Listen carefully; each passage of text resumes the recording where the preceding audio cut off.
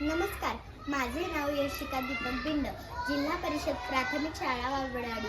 आम्ही आज तुमच्या समोर घोडा घोडा हे बडबडगीत सादर करणार आहोत. चला तर मग ऐकूया घोडा घोडा बडबडगीत. 1 2 3 स्टार्ट. काळा घोडा पायी घोडा